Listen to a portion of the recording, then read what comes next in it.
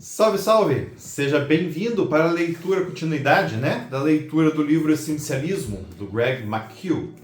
Hoje o capítulo é um capítulo que eu adoro falar, todo mundo que é meu cliente, por exemplo, já me ouviu falar desse tema, que é o tema do sono, tá? Então o capítulo 6 é o capítulo sobre dormir.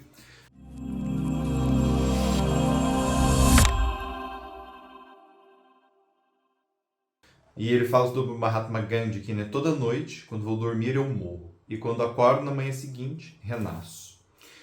Então vocês vejam, é um livro que fala a respeito, de certa forma, de como você criar mais produtividade. Né? E neste livro nós vamos ter um capítulo falando sobre o sono. Por que o sono é tão importante? Bom, em primeiro lugar, o sono é importante porque quando a gente pensa em aprendizado, e quem trabalha com produtividade precisa de muito aprendizado, é no sono que você vai ter a consolidação dos teus aprendizados, consolidação da memória. Então, se você não dorme bem ou não dorme o suficiente, esqueça que você vai ter uma boa curva de aprendizado. Tá? Mas eu conheço um cara que dorme lá, 3 horas por dia e aprende. Tá. Se você conhece esse cara, muito provavelmente ele deveria ser um objeto de estudo, porque essa pessoa é um ponto muito fora da curva. Muito fora da curva. Tá?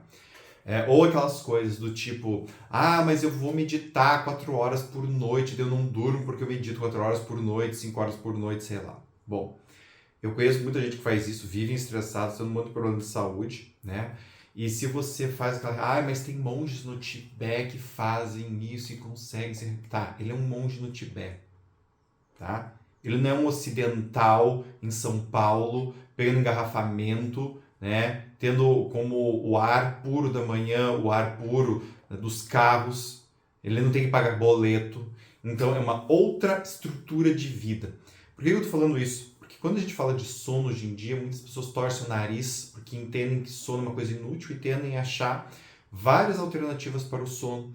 E se apegam em qualquer coisa que se ofereça, sem levar em consideração os contextos, os recursos necessários para que isso ocorra. Então, por exemplo, meditação é muito bom, mas a meditação ela não substitui o sono. Ela ajuda muito o sono a ser mais restaurador, mas ela não vai substituir o sono. Exercícios também são muito importantes, mas eles não vão substituir o sono, porque existem coisas que ocorrem no sono que não ocorrem enquanto você está desperto. Tá? A consolidação da memória é uma delas. Vários processos metabólicos, tá, gente? De absorção de nutrientes, de recomposição de tecidos, de eliminação, inclusive, de alguns conteúdos da nossa consciência e da nossa memória. Todos esses processos ocorrem apenas durante o sono. Então, o nosso corpo ele precisa do sono. Não dá para você se tornar uma pessoa de alto desempenho se você não dormir bem. Simples assim. Então, ele vai falar que o melhor patrimônio de que dispomos para dar nossa contribuição máxima ao mundo somos nós. Né? Se nós não investimos em nós mesmos, prejudicamos a nossa ferramenta mais eficiente e confiável.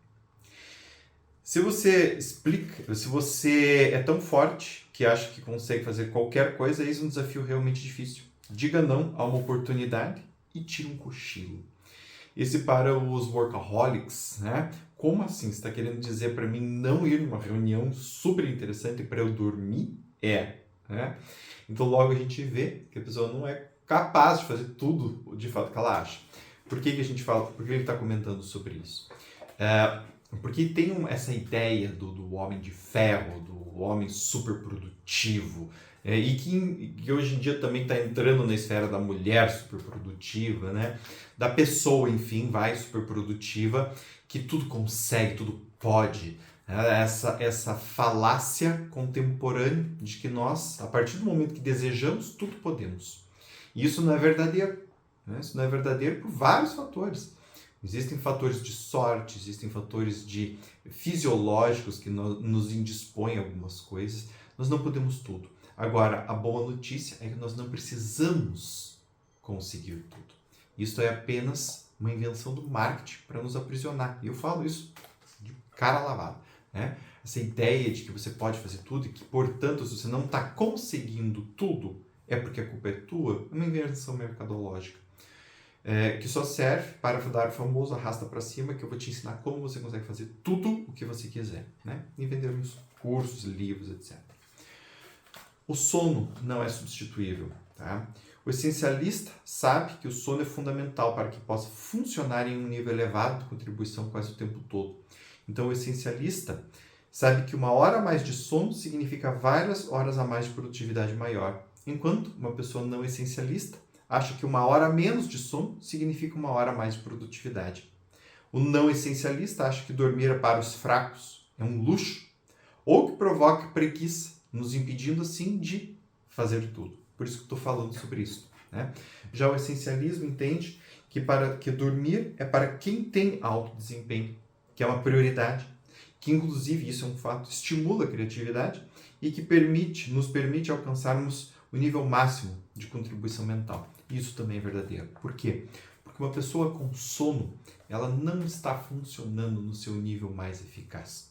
Ah, mas eu tomo Venvance. Você toma Venvance. É o Venvance que dá uma equilibrada ali no teu cérebro. Inclusive, né, se você é uma dessas pessoas que toma Venvance sem orientação médica, você está fazendo um mal desgraçado para você mesmo e ainda correndo o risco de ter todos os efeitos colaterais citados na bula, que provavelmente você não leu, mas se você toma Venvance sem ler bula, eu recomendo que você a leia.